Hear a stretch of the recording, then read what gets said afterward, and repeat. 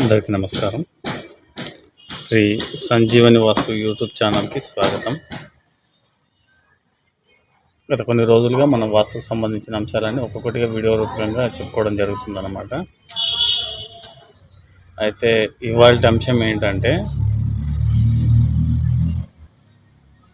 ఒక మిత్రుడే యూట్యూబ్లో వీడియోలు పెడతా ఉన్నాడు.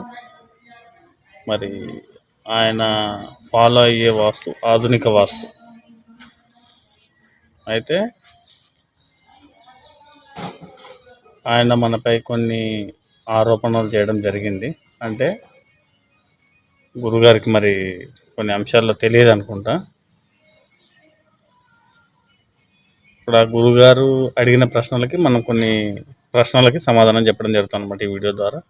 సో ముందుగా మీరందరూ కలిసి ఈ వీడియోని చూడండి, లైక్ చేయండి, షేర్ చేయండి, కామెంట్ చేయండి. ఓకే, ఇంకా సబ్జెక్ట్లోకి వచ్చినట్టయితే గురువుగారు ఏం చేశారంటే ఇలా దిక్సాధన అని చెప్పేసి ఒక వీడియో చేశారు. ఆయన ఆ వీడియోలో చేసిన తర్వాత ఆయన ఏం చేశారు అంటే, అసలు విషయం పక్కన పెట్టి ఒకసారి విషయం చెప్పినట్టు అనమాట. ఆయనకు అర్థమైందే చెప్పాడు తప్ప అసలు దాంట్లో ఒరిజినల్గా ప్రాపర్గా ఏముంది అనే విషయం అయితే ఏం చెప్పలేదు ఆయన. అసలు దిక్సాధన అంటే ఏంటి? దిక్సాధన అన్నప్పుడు ఇది ఒక స్థలం అయినప్పుడు, ఇది ఒక స్థలం అయినప్పుడు తూర్పు, పడమర, ఉత్తరం, దక్షిణం ఈ స్థలం అయినప్పుడు ఏంటంటే, ఈ స్థలంలో డిగ్రీలు ఎంత ఉంది ఏంటి అనేది ఫస్ట్ చూసుకోవాలి. స్థలాన్ని డిగ్రీలకు అనుగుణంగా ఉందా లేదా చెక్ చేయడం. మరి డిగ్రీలు అంటే కూడా మళ్ళీ అక్కడ టాపిక్ వేరే ఉంటుంది. డిగ్రీల టాపిక్ కూడా చాలా సూక్ష్మంగా ఉంటుంది. చాలామంది ఏంటంటే ఏదో కాంపాస్ పట్టుకొని చూసాం, లేదంటే మొబైల్ ఫోన్లో కాంపాస్ అనే యాప్ ఉంటుంది, ఆ యాప్ డౌన్లోడ్ చేసుకొని చూసాం, ఇట్లా అనుకుంటారు. అది తర్వాత చెప్తాను నేను డిగ్రీలు అనేది ఏంటనేది. అయితే మరి గురువుగారు ఏం చెప్పారంటే, మరి ఆయనకి సబ్జెక్ట్ ఉందో లేదో మనకంత ఐడియా లేదు, మన పైన కొన్ని ఆరోపణలు చేసిందనమాట. 0 డిగ్రీ అంటే ఉత్తరం అనేది నార్త్కు 0 డిగ్రీ ఉండాలి. ఈ 0 డిగ్రీకి ఉంటేనే ఇల్లు కట్టాలి. 0 డిగ్రీకి లేనప్పుడు అంటే ఇల్లు డిగ్రీలకు లేదంటే తూర్పు 90 డిగ్రీలో ఉండాలి, ఉత్తరం 0 డిగ్రీలో ఉండాలి. ఈ 0 డిగ్రీలో కనుక లేకపోతే గురువు గారు అసలు ఇల్లే కట్టకూడదు అని చెప్పేసి అన్నాడు అన్నమాట. మరి ఇదే గురువు గారు వీడియో లాస్ట్లో ఏం చెప్పాడు అని అంటే, 22 నుంచి అంటే 0 అంటే ఇప్పుడు ఇక్కడ ఎంత, ఇక్కడ 0 ఉంది నార్త్. ఈ నార్త్ 0 డిగ్రీ నుంచి 22 డిగ్రీలు ఇటు తిరిగినా 9/9 గ్రిడ్ ప్రకారం కట్టుకోండి అంటాడు. మరి గురువు గారికి 9x9 గ్రిడ్ పేరేంటో కూడా తెలియదు. దీన్ని ఏకశితి పదవాస్తు మండలి అంటారు. ఆ పేరు చెప్పడం కూడా తెలియని గురువు గారు మరి జనాలకు వాస్తు చెప్తారు. సరే, అది ఆయన వ్యక్తిగతమైన అంశం, అది మనకు సంబంధం లేదు. మళ్ళీ ఇంకొక విషయం ఏం చెప్తుండో అని అంటే, 22 డిగ్రీల వరకు తిరిగితే 9/9 అంటే 9x9 గ్రిడ్ వేసుకోండి. అంతకు మించి 45 డిగ్రీల వరకు తిరిగితే 8x8 గ్రిడ్ వేసుకోండి అని చెప్తున్నాడు. నేను ఆ విషయం పైన జనాలకు క్లారిటీ ఇద్దామని చెప్పేసి ఈ వీడియో చేస్తూ ఉన్నాను. ఇది కొంచెం పాటలు వస్తుంది, కొంచెం జనాలు అర్థం చేసుకోండి. ఇది అందరికీ జనాలకు తెలవాలి అనే ఉద్దేశంతోనే ఈ వీడియో చేయడం జరుగుతుందన్నమాట. అయితే ఒక స్థలం మనం తీసుకున్నప్పుడు అది 8x8 కానివ్వండి, 9x9 కానివ్వండి, ఏ పదమండలి తీసుకున్నా గురుగారు మీకు ఒక ప్రశ్న అడుగుతున్నా నేను. 0 నుంచి 22 డిగ్రీల వరకు టిల్ట్ అయ్యిందంటే పదాల్లో చేంజ్ వస్తుంది అని మాత్రమే మీరు చెప్తా ఉన్నారు గురువుగారు. మరి ఇక్కడ ఒకటే కాదండి బాబు, ఇక్కడ బ్రహ్మసూత్రము, సోమసూత్రము, కర్ణసూత్రాలు, వంశరేఖలు అని ఉంటాయి. అందులో మళ్ళీ మర్మస్థానాలు ఉంటాయి, మహామర్మాలు, ఉపమర్మాలు, షణ్మర్మాలు అని ఉంటాయి. మరి అవి కూడా చేంజ్ అయిపోతాయి గురువు గారు. మరి ఆ విషయం జనాలు ఎట్లా సెట్ చేసుకోవాలి? మీరు అంటున్నారు ఇన్ని డిగ్రీలు తిరిగితే ఈ పదమండలి వాడండి, ఇన్ని డిగ్రీలు తిరిగితే ఈ పదమండలి వాడండి అని చెప్తున్నారు, కానీ దాని ఇంప్లిమెంటేషన్ ఎలా చేయాలి? ఇదేదో జ్వరం వస్తే పారాసిటమాల్ వేసుకోండి అన్నంత ఈజీ కాదండి బాబు. మీకు తెలియకపోతే చెప్పడం ఆపేసుకోండి. మేమేదో కృషి చేశాను, గౌరవ్ తిరుపతి రెడ్డి గారిలాగా, ముద్రగడ రామారావు లాగా నేను బుక్కులు రాశానని చెప్పుకుంటున్నారు కదా. రాయండి బుక్కులు, తప్పేం లేదు. నేను కూడా ఒక 8 బుక్కులు రాశాను, అర్థమైందా?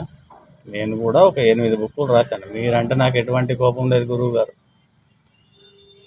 గతంలో శ్రీ సంజీవని వాస్తు టెలిగ్రామ్ గ్రూప్లో మేము మిమ్మల్ని ఇన్వైట్ చేశాం, పాల్గొనండి. వాస్తు పైన ఉన్న ఏదైతే అపోహలు ఉన్నాయో, ఏవైతే అనుమానాలు ఉన్నాయో వాటన్నిటిపైన మనం డిస్కషన్ చేద్దామని చెప్పాం, అర్థమైందా? మేము ఏమడిగాం, అవతల తప్పుల్ని మీరు ఎట్లాగైతే అడుగుతున్నారో మేము కూడా ఇది తప్పు అని అడుగుతున్నాం. ఇది జనాలకు ఎట్లా పెట్టుకోమని చెప్తారు మీరు? మర్మస్థానాలు అంటే ఏంటో తెలుసా? మహామర్మాలు అంటే ఏంటో తెలుసా? నాడులు అంటే ఏంటో తెలుసా? సిరలు అంటే ఏంటో తెలుసా? మర్మస్థానాల డైమెన్షన్ ఏంటో తెలుసా? అవన్నీ తెలియకుండా జనాలకు మీరు ఇది చేసుకోండి, అది చేసుకోండి అని జనాల జీవితాలతో మీరు ఎందుకు ఆడుకుంటారండి? ఒక ఎంబీబీఎస్ డాక్టర్ చేయాల్సిన పని ఎంబీబీఎస్ డాక్టర్ చేయాలి, ఆర్ఎంపీ చేయాల్సిన పని ఆర్ఎంపీ చేయాలి. మీరు ఆర్ఎంపీ డాక్టర్ అంటే ఫస్ట్ ఎయిడ్ మాత్రమే చెయ్యాలి. ఎంబీబీఎస్ డాక్టర్ లాగా చేయాల్సిన అవసరం లేదు. మీకు వచ్చింది ఫస్ట్ ఎయిడే చేయండి. అది కాకుండా ఎంబీబీఎస్ డాక్టర్ నువ్వు ఆ ట్యాబ్లెట్ ఎందుకు ఇచ్చావు, ఈ ట్యాబ్లెట్ ఎందుకు ఇచ్చావు అంటే మాకు తెలుసండి ఇక్కడ ఉన్న కండిషన్స్ ఏంటి. ఒకరికి ఇచ్చిన కండిషన్స్ ఇంకొకరికి పనిచేయదు, అర్థమైందా గురువు గారు?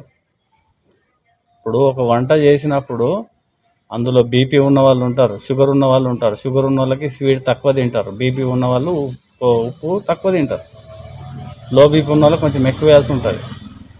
కండిషన్స్ ఉంటాయండి. ఒకరికి వర్తించింది ఇంకొకరికి వర్తించాలని రూల్ ఏం లేదు. మీరేదో ఈ 10 డిగ్రీలు తిరిగితే ఇటు తిప్పండి, 25 డిగ్రీలు తిరిగితే ఇది తిప్పండి, ఎన్ని డిగ్రీలు తిరిగితే ఈ పదమండలి వాడండి, ఇవన్నీ సామాన్య జనాలకు అర్థం కాదు గురువు గారు. మీకే వాస్తు పురుష మండలి అంటే ఏంటో తెలియదు, ఏ పదమండలి దేనికి వాడతారో తెలియదు. 8x8 9x9 గ్రిడ్ వాడాలి అని చెప్పేసి అంటున్నారు, కానీ ఆ గ్రిడ్ల పేరేంటో కూడా మీకు తెలియదు. అలాంటి మీరు జనాలకు ఎందుకండి సజెషన్ చేస్తారు? వాస్తులో చాలా అంశాలు ఉంటాయి. మీరు ఏదో వీడియో పెడతామని అంటున్నారు కదా, పెట్టండి. ఎప్పుడు పెడతారో డేట్ కూడా చెప్పండి, మేము కూడా పెట్టడానికి రెడీగా ఉన్నాం. ఎంతసేపటికి నేను పట్టుకున్న కుందలకి 3 కాళ్ళు అని మాత్రం మాట్లాడదు. హరివాస్తుకు మీకు మీ పిట్టల దొర వాస్తుకు మీకు ఏం లావాదేవీలు ఉన్నాయో అది మీ వ్యక్తిగతం, నాకు దానికి ఎటువంటి సంబంధం లేదు. మీరు ఎలాగైతే ప్రశ్నిస్తున్నారో జనాల తరఫున శ్రీ సంజీవని వాస్తు కూడా మిమ్మల్ని అలాగే ప్రశ్నిస్తుంది. గురువుగారు, హైటెక్ గురువు గారు అంట నేను మిమ్మల్ని ఇప్పటి నుంచి. హైటెక్ గురువు గారు, ఫస్ట్ మీరు వీటి గురించి వివరణ ఇవ్వండి నాకు. ఈ దాని గురించి మీరు వివరణ ఇస్తే మీకు తెలుసని నేను అనుకుంటాను. జనాల్ని మిస్లీడ్ చేయకండి, జనాల్ని తప్పుదోవ పట్టియకండి. మీకు తెలిస్తే మంచి చేయండి, మీకు తెలియకపోతే చేయకండి. గురువుగారు అర్థమవుతుందా? హైటెక్ గురువు గారు, నేను మిమ్మల్ని మర్యాదపూర్వకంగానే అడగడం జరిగింది. ఎక్కడ కూడా మీరు ఏదో పిట్టల దొర శిష్యులు, నన్ను అక్కడ ఎవరితో కూడా కంపేర్ చేయొద్దు. మీ పిట్టల దొరకి మీకు ఏమన్నా ఉంటే మీరు చూసుకోండి. శ్రీ సంజీవని వాస్తుకు మిగతా ఛానళ్ళకు ఎక్కడ ఎటువంటి సంబంధం లేదు. మేము అందరు ప్రశాంతంగా ఉండండి, అందరు బాగుండాలి, అందరు కలిసిపోండి అని మాత్రమే అడుగుతున్నాం. ఇప్పుడు నా గ్రూప్లో చాలామంది వాస్తు వాళ్ళు పార్టిసిపేట్ చేస్తున్నారు, డిస్కషన్ చేస్తున్నారు. ఈ అంశం ఉంది, ఇట్లా చేస్తున్నాం అని చెప్పేసి రాత్రి 12-1 గంట వరకు కూడా ఎప్పటికీ డిస్కషన్ జరుగుతూ ఉంటాయి. ఇది శ్రీ సంజీవని వాస్తు టెలిగ్రామ్లో గ్రూప్ ఉంది, అది ఫ్రీ. ఎవరైనా సరే ఎప్పుడైనా సరే ఎనీ టైం క్వశ్చన్స్ అడగవచ్చు, వాళ్ళ ప్రశ్నలకి సమాధానం తెలుసుకోవచ్చు. మేము మిమ్మల్ని ఇదే సవాల్ చేస్తున్నాం, అసలు ఈ పదమండలి గురించి మీకేమన్నా ఐడియా ఉందా? వాస్తు పురుష మండలి అంటే ఏంటి, అందులో ఎంతమంది దేవతలు ఉంటారు, దానిలో విధి విన్యాసం అంటే ఏంటి, పద విన్యాసం అంటే ఏంటి, బ్రహ్మసూత్రం ఏంటి, సోమసూత్రం ఏంటి, శూల సూత్రం ఏంటి, నాగసూత్రం ఏంటి, పర్యాంత సూత్రం ఏంటి, ఈ సూత్ర లైన్స్ డ్యామేజ్ అయితే ఏం జరుగుతుంది, ఏ దిక్కుకు ఏ దిక్పాలకులు ఉంటారు, నవగ్రహాలు ఉంటాయి అని చెప్పేసి అంటున్నారు. అసలు మీకు ఆస్ట్రాలజీ కనీసం అవగాహన ఉందా? ఇవన్నీ ఏం తెలియకుండా నేను బుక్ రాశాను అంటారు గురువు గారు. వీడియోలో చెప్పేటప్పుడు కరెక్ట్గా చెప్పండి, జనాలకి తప్పుదో బట్టియకండి. ఇది నేను మిమ్మల్ని అడుగుతున్నా. శ్రీ సంజీవని వాస్తు ప్రేక్షకులకు ముఖ్య గమనిక ఏంటంటే, ఒక్కొక్కరికి వాస్తు ఒక్కొక్కలాగా అర్థమవుతుందండి. అర్థమైందా? ఒకరు తప్పు అంటారు, ఒకరు రైటు అంటారు, ఒకరు రైటు అంటారు, ఒకరు తప్పు అంటారు. ఎందుకనంటే అందరూ 2 4 అంటారు, కానీ అక్కడ 4 అవ్వడానికి కండిషన్ ఏంటి అనేది తెలియదు. వాస్తు ఇక్కడ ఇచ్చిన ప్లాన్ మిగతా వాళ్ళందరికీ వర్తించాలని రూల్ ఏం లేదు. అక్కడ ఉన్న స్థల ప్రభావం ఉంటుంది, ఆ స్థల ప్రభావం ఉంటుంది, అక్కడ వాడే మెటీరియల్ ఉంటాయి, ఎన్నో అంశాలు ఉంటాయి. అక్కడ ఉండే చెట్లు కానీ, పరిసరాలు కానీ, శల్య వాస్తు కానీ, అన్ని అంశాలు ఉంటాయి. మళ్ళీ ఈ ఇంట్లో ఉండే కుటుంబ సభ్యులు, ఇవన్నీ ఉంటాయి. ఈ అన్ని అంశాలు అంటేనే వాస్తు. ఈ అన్నీ తెలియకుండా ప్రతి ఒక్కరూ ఈ మధ్యలో నేను సాఫ్ట్వేరు, నేను అది, నేను ఇది, నేను డిగ్రీ చేశాను, నేను డిప్లొమా చేశాను, ఇవన్నీ ఏం చేసినా కూడా ప్రాపర్గా వెళ్ళాల్సింది ఈ ఫార్ములాతోనే వెళ్ళాలి. నువ్వు ఎంబీఏ అయ్యి యూనివర్సిటీలో డాక్టరేట్ తీసుకో, ఎవరికి ఇక్కడ గొప్ప కాదు. కానీ నువ్వు ప్రాపర్గా ఒక ఇల్లు ప్లాన్ ఇచ్చినప్పుడు ఈ ఫార్ములాని యూజ్ చేసి ఇవ్వాలి, ఈ ప్రాథమిక సూత్రాన్ని బేస్ చేసుకొని ప్లాన్ ఇవ్వాలి. గురువుగారు అర్థమవుతుందా? ఇవి లేకుండా ప్లాన్ ఇవ్వడం మా జనాలు కూడా చెప్తా ఉన్నాను. ఈ ప్రాపర్గా లేకుండా ఎవరన్నా ప్లాన్ ఇచ్చారంటే అది ఫేక్ వాస్తు. అర్థం చేసుకోండి మిత్రులారా. సరే, దీనిపైన ఇంకా నెక్స్ట్ వీడియో ఇంకొకటి ఉంటుంది. గురువుగారు ఇంకా చాలా క్వశ్చన్లు అడిగారు, దానిపైన నేను ఇంకా వివరణ ఇవ్వడం ఉంటుంది.